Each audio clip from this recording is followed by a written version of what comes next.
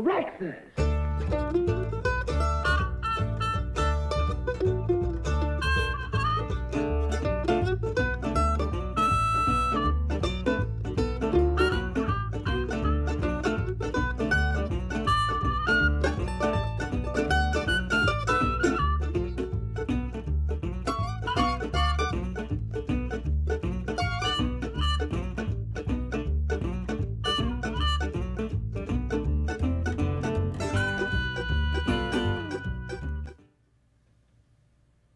Good morning, and welcome to Comics for Breakfast.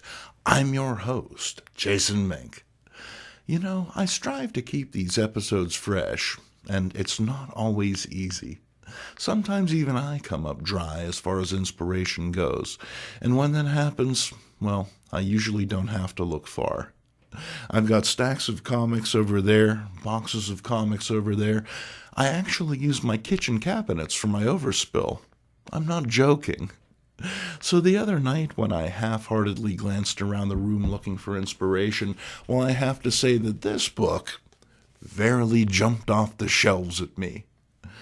The third volume in a series released by Simon & Schuster in 1976, Bring on the Bad Guys, followed in the tradition of previous books, Origin of Marvel Comics, and its sequel, Son of Origins, by presenting tales featuring the genesis of some of Marvel's most pivotal characters.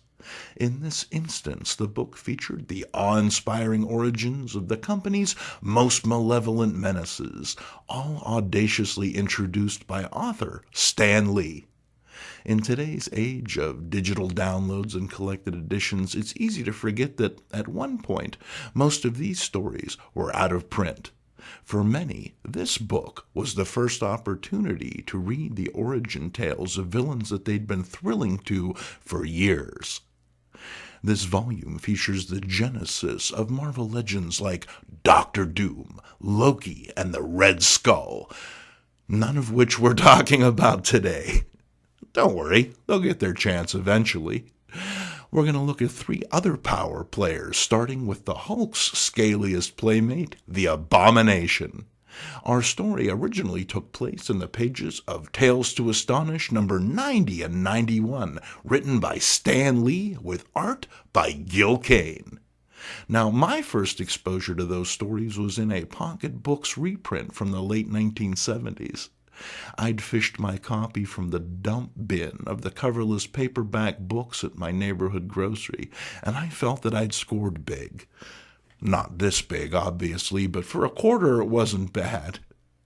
I wasn't alive when these stories were originally published, but that didn't affect my enjoyment of them one bit. Indeed, these were the sort of tales that I wanted to see the Hulk in. The art and storytelling were worlds away from what was happening in the current Hulk book.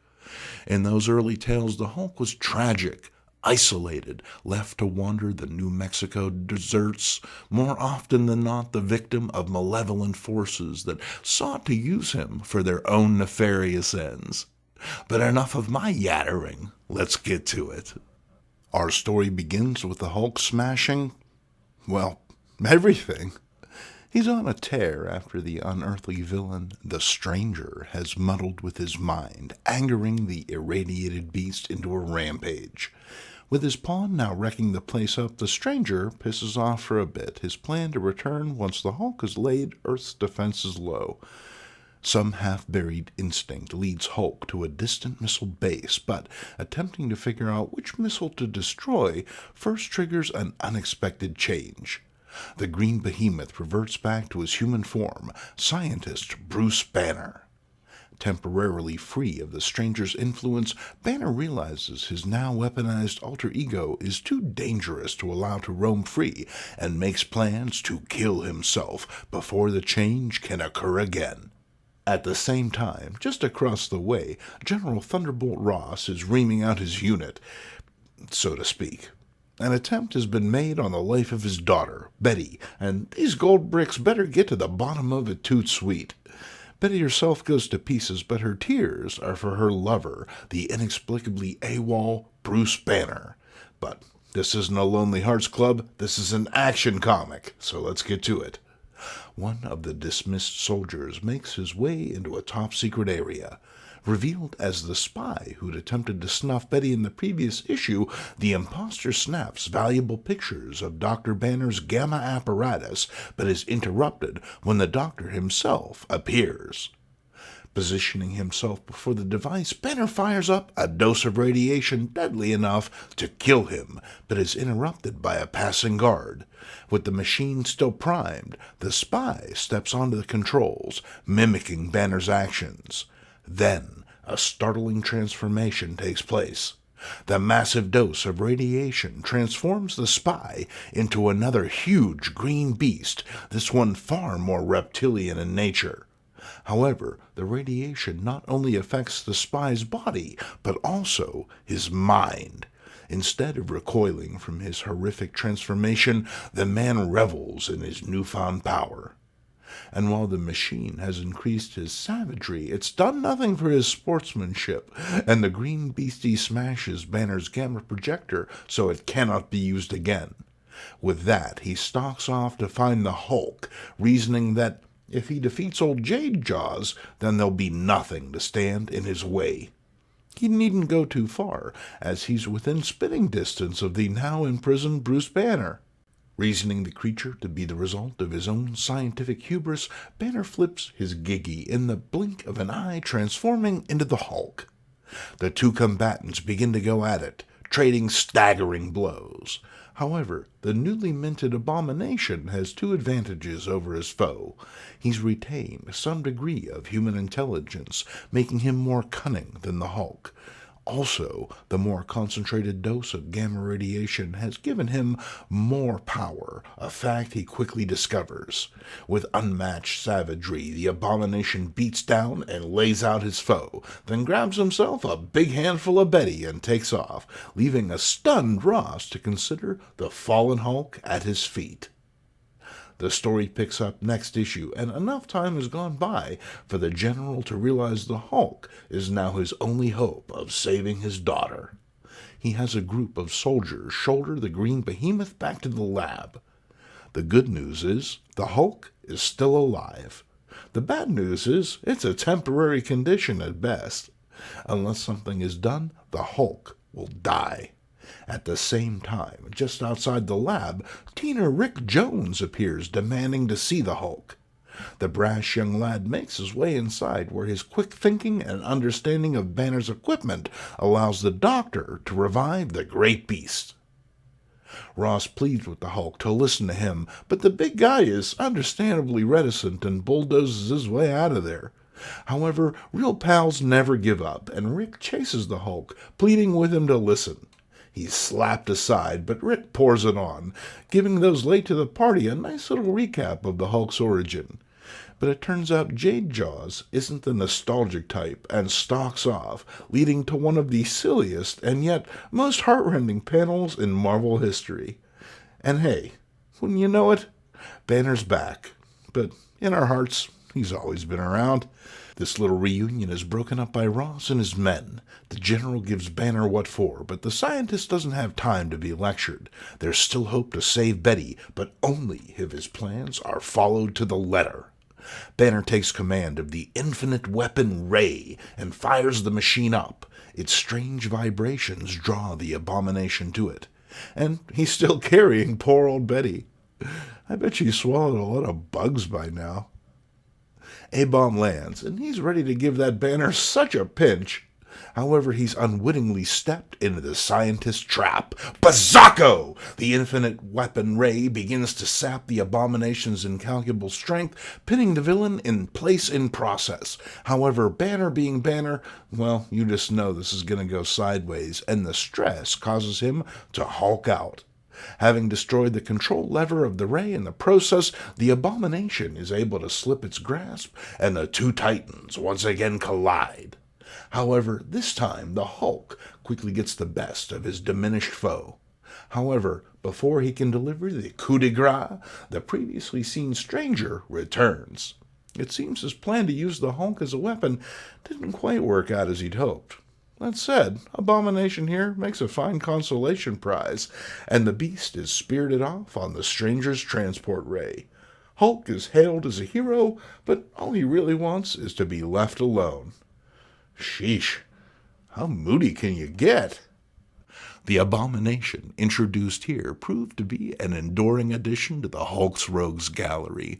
His monstrous appearance, coupled with a brutish, unyielding nature, made him an ideal foe for old Greenskin, leading to some of Marvel's most earth-shattering conflicts. It's notable that Lee chose the Abomination to represent the Hulk's big bad, and not his first gamma-powered adversary, the Leader.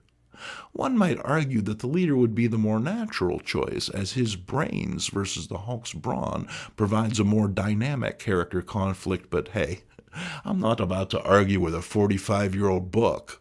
That's a fight that I'm just not going to win. Next up, another of Marvel's vilest villains. And what do you know? He's green too.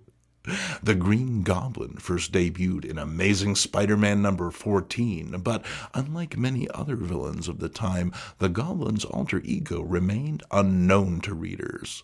This created a bit of internal tension, with each subsequent appearance of the character adding another layer to the deepening mystery.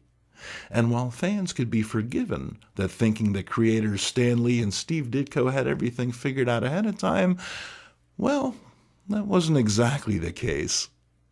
One story goes that while Lee wanted the Green Goblin to be revealed as Peter's classmate Harry Osborn's father Norman, Ditko felt otherwise. The artist was of the opinion that making the elder Osborn the Goblin was too obvious. In Ditko's mind, revealing the villain as a complete stranger with no connection to Peter Parker whatsoever was a far more sensible and believable choice. As Ditko had not only been drawing but plotting the book since issue 26, well, the issue of the Goblin's secret identity remained up in the air. Whether this was the reason or even a contributing factor in the duo's schism, when Ditko left both the title and Marvel Comics in 1966, suddenly Lee was free to do things his way. The issue after Ditko left, Stan launched the Goblin's origin tale, the conclusion that we find here. Our tale begins with our boy Petey tied to a chair. While it's not implicitly stated, it's safe to assume Norman is playing stuck in the middle with you, or would be had it been recorded yet. Pete makes a snide comment about Osborn's son, Harry, triggering the guy. His son must never know his father is the Goblin, and that is why Peter has to die. Now, seems fair to me, but you know this kid. He's determined to escape and decides that mind games are the way to go. He begins to prod his foe, taunting him. This gets Osborn's dander up, and he launches into his meandering origin. A wealthy businessman, Norman Osborn had no time for his son. His wife long dead, the elder Osborn lacks the tools to communicate with his child, lavishing him with expensive gifts and day trip, but never giving the kid any real time. But he had to, you see. He had a partner to screw. That's right. Norman's one-time partner, the mad genius Professor Strom, is sent up the river for just a little embezzlement, leaving Norman in charge of the company. While going through his ex-partner's notes, Osborn discovers a strange formula, one that seems to be a potentially viable moneymaker. He whips up a dose of this stuff, and it's green.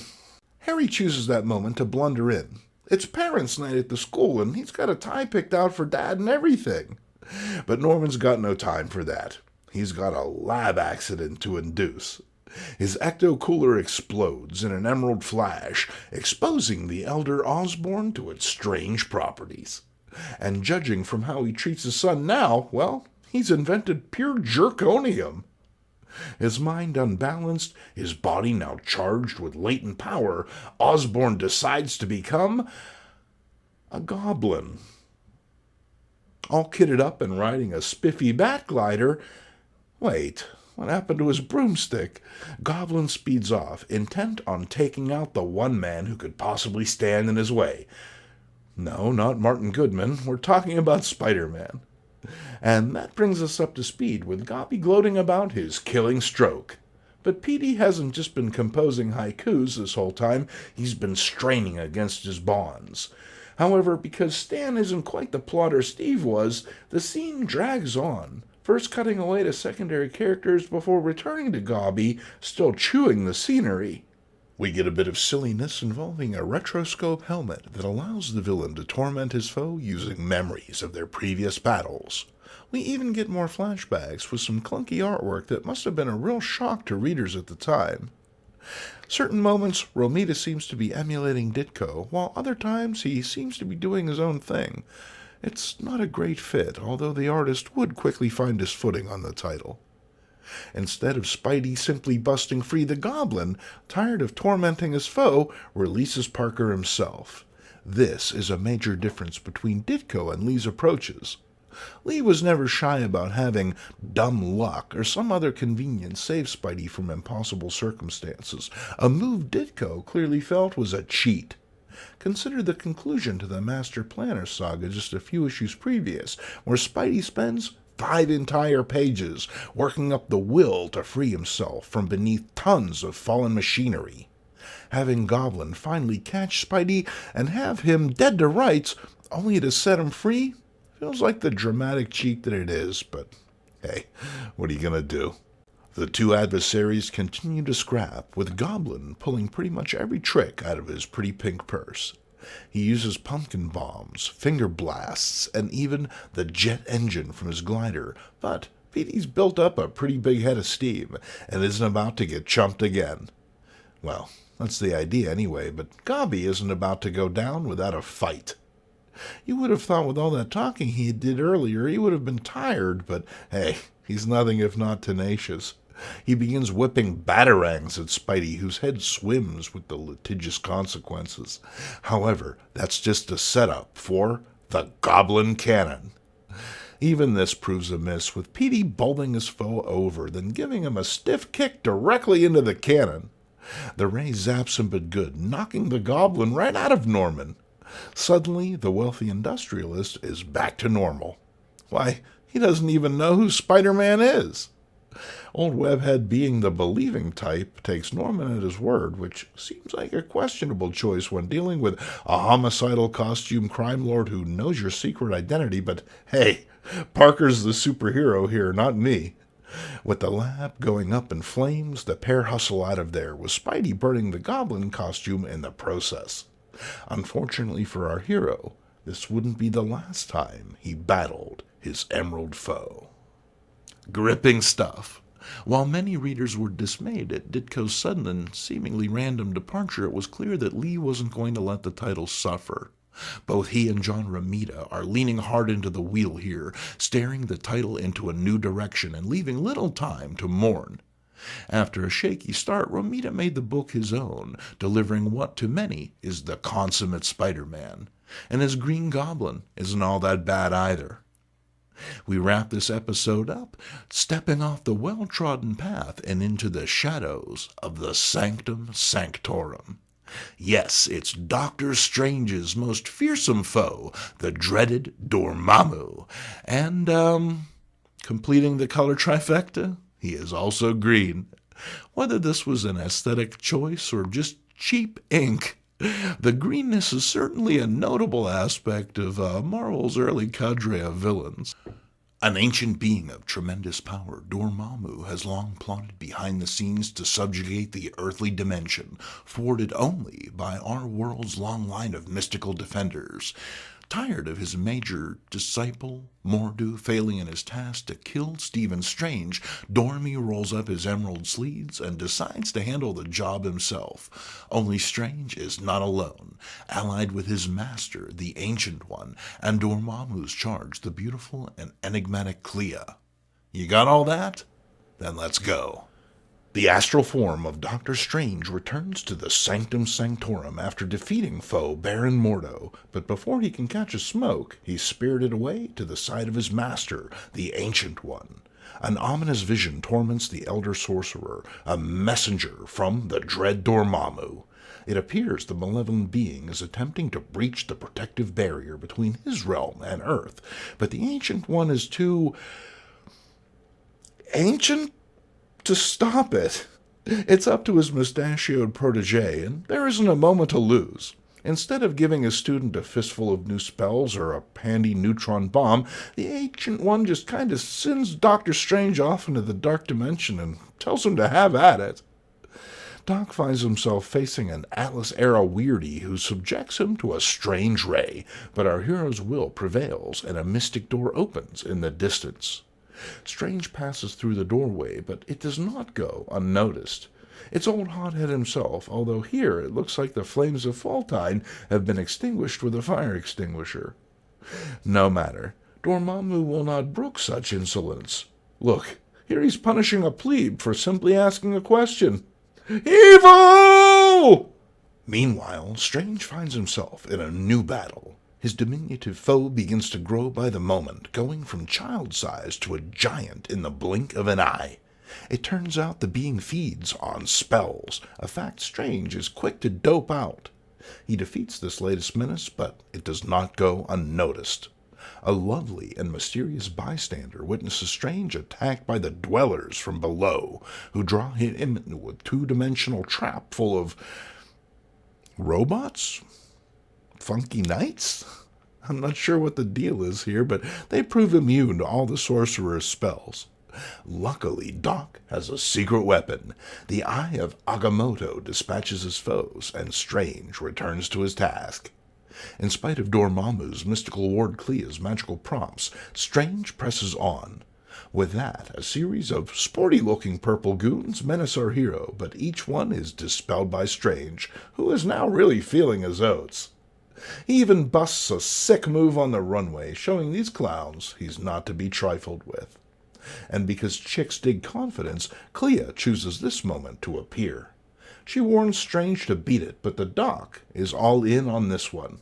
He leaves Clea to her own devices, at last encountering his ultimate nemesis. There's a little smack talk, but it's padding, as this issue is over. But fear not, for this volume gives us the senses-shattering conclusion as well. Picking up where we left off, Dormammu offers Strange a chance to cut and run. He vanishes, leaving the Doc to second-guess himself. Just then Clea reappears, urging him to split while the splitting's good.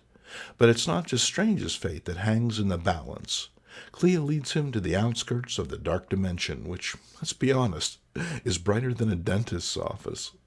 There he witnesses the endless war enacted by the mindless ones. It's a bit like Washington, but without all the grift. If Strange defeats Dormammu, then the mindless ones will be free to wreak havoc, a battle that the Doctor is not equipped to win. And because timing is everything, Strange is suddenly transported to Dormammu's side to make his choice. Flee back to his own dimension, or die. To the Doc's shock, his new friend is there too. For her perfidy, Clea has been imprisoned, forced to witness the defeat of the stranger who she had so recently given aid. Let the battle begin. Dormammu attacks, but Strange counters his spells confidently, now reassured in his choice to persevere. However, Strange's magic lacks punch in this dimension, and the Sorcerer Supreme rapidly finds himself casting for his life. The two throw loads of gang signs, resulting in weird mystical portals, funnels, and Ditko miscellany that you just have to see. All eyes are on the two combatants. From his hidden retreat, the Ancient One watches breathlessly as his student battles for the fate of the earthly realm. In time, Strange begins to wear. In spite of his best efforts, he's only forestalling the inevitable. However, the conflict has drawn the attention of the mindless ones, who manage to breach Dormammu's defenses. The Dread One summons his eldritch might, turning it upon the lumbering beasts, but their numbers prove too great. It is only with the aid of Strange that the mindless ones are routed, driven back by Dormammu's spells and the power of the ever-enigmatic Eye of Agamotto. And what do you know? Dormy is the noble type. He can't kill Strange now. In fact, he owes the guy. And the Doc isn't shy about pressing the issue, asking two things. 1, Dormammu never invade the Earth, and 2, that he show pity upon his ward, Clea. Resentfully, the villain agrees, and with that, Strange is returned to a reinvigorated Ancient One. The oppressive spell Dormammu cast over him years ago is broken, and he is now free to reward his student with a spiffy new cape and amulet. And he's going to need it for the trials ahead. Grateful for these new gifts and relieved to have once again saved the earth, Strange heads home for a well-deserved smoke. Mind-blowing stuff. This was but the beginning for the dread Dormammu, who would continue to show up again and again to dog Earth's Sorcerer Supreme.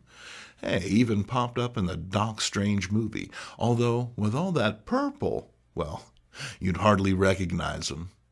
What's the matter, Dormy? You too good to wear green like everyone else? Or rather, too bad? Bring On the Bad Guys was yet another success for Marvel. Representing the origins of these most notorious of villains allowed a whole new generation to sample some of what they'd missed, and a handsome and well-crafted package designed to stand up to multiple readings. And while Lee's bridging text is light on the sort of information today's readers demand, it fulfills its function of introducing the characters and giving the readers a taste of Marvel hype as only its editor-in-chief could craft it. Even today, these origin books are held in high regard thanks to both their quality presentation and their place in publication history. Thank you for watching. If you enjoyed this episode, please consider heading on over to the Old Guys Who Like Old Comics swag shop and purchasing a mug, a t-shirt, or one of the other fine items that you can only find over there. Every purchase you make keeps this dog and pony show going. I'm Jason Mink, and I hope to see you next Sunday at breakfast.